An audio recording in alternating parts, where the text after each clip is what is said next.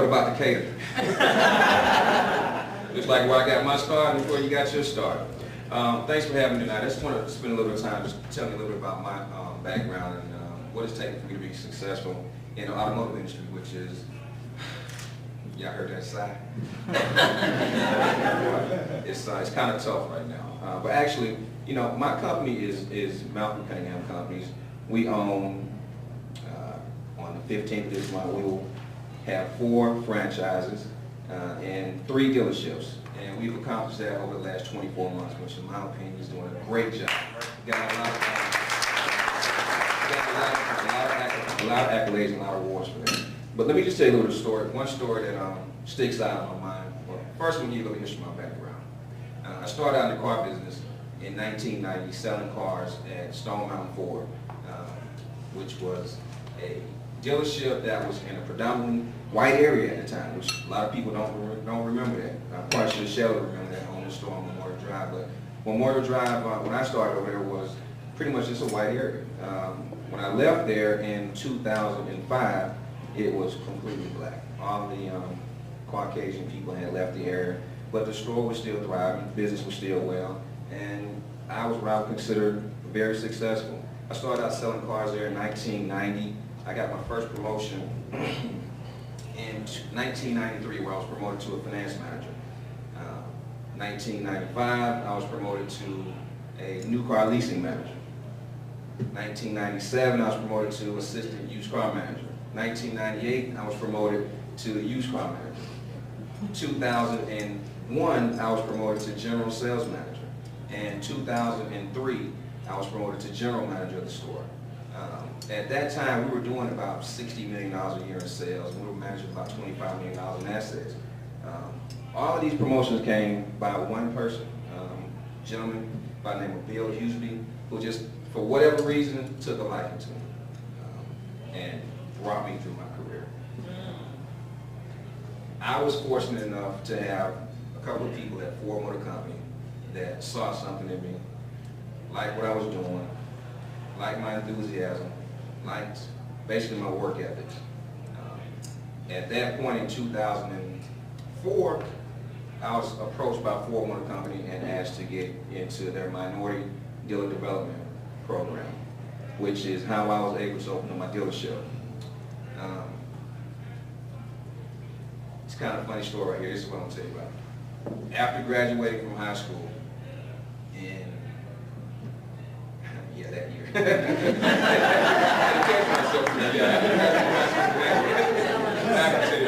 graduating from high school that year, I actually went up to Carrier Power Ford, and which is in Decatur. It's currently Malcolm Cunningham Ford. Went in there to buy a car. I didn't have not support, but I didn't have the knowledge that I have today, and I didn't have, you know, people taking care of me, looking out for my best interests at the time. Had went to college and left school. I didn't finish school. I didn't finish college. I was 2 years in. But I left college, came back home, and went up to Carrier Power Ford to buy a car. Went in, did the deal. Went in, you know, drove the car, did the paperwork, did the test drive and everything. Came back to the finance manager. The finance manager said what to me? After me being on my own for 2 years in Nashville, Tennessee at Tennessee State. What did he say? Can't help you. Your credit's bad. Can't help you, your credit's bad. Okay? Me being the guy I was, left my head down, left on out of there quickly. Quickly. This is the good part about the story. Well, 5, 10, 15 years later, I didn't come back to buy another car at Carrier Power Ford. I came back and bought a dealership.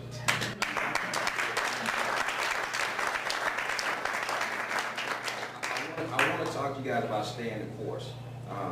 Over these past 24 months, some things that I've been challenged with, Ron talked about being challenged and still just staying your course. Some of the things that I've been challenged with, being a franchisee of Ford Motor Company, my sales have been just through the roof. Business is good, business consistently being good. We're setting records in the store.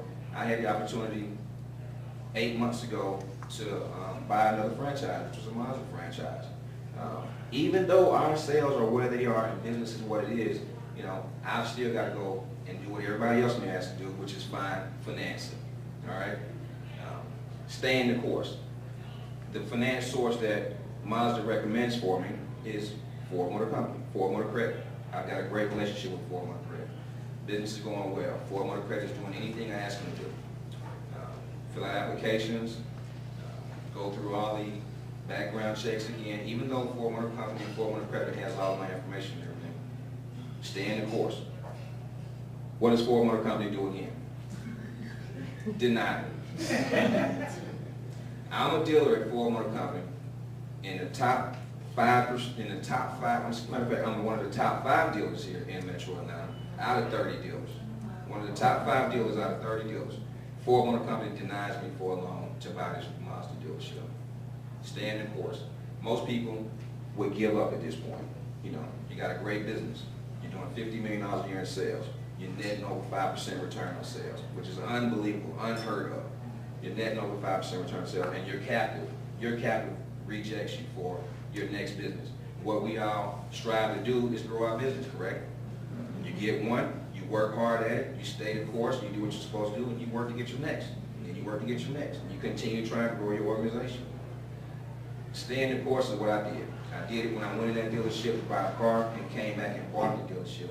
I did it again this time when I wanted to buy this Mazda dealership.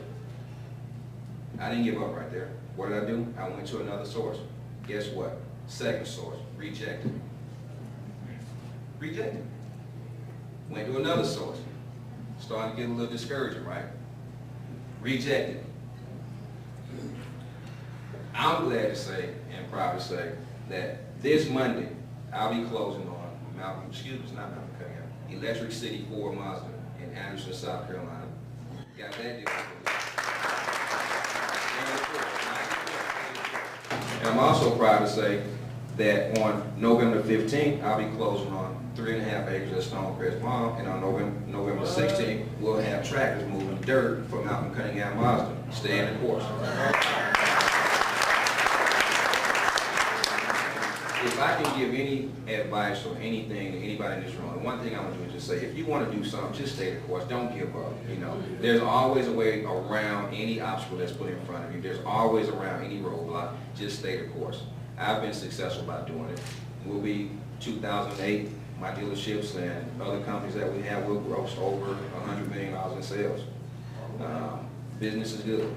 You know, we are, we'll be there again. We're a top 5 company at Ford Motor Company out of 30 dealerships in Metro Atlanta. Again, we 24 months in, borrowed $10 million from Ford Motor Company to buy this Ford store. This December, we're buying out the Ford store. You know, everything that I've set a goal to do, everything I wanted to accomplish has been accomplished by basically just staying the course. Not saying no, not listening to no for an answer, never listening to no for an answer, just always consistently just staying the course and just wanting to get better, knowing that there's always a way around an obstacle. If I can give any word of advice to anybody in here about any franchise businesses, or any entrepreneurs in this business, you know, there's always going to be roadblocks. You're always going to have somebody tell you no. I'm in the car business, trust me, I know. I hear it all day long. But the one thing that, if I can give any word of advice to anybody in here, and I'm trying to be real short because I know it's getting late, just stay the course, all right? It's helped me be successful, and it's without a doubt what I would suggest for anybody in here. All right? Thanks, guys.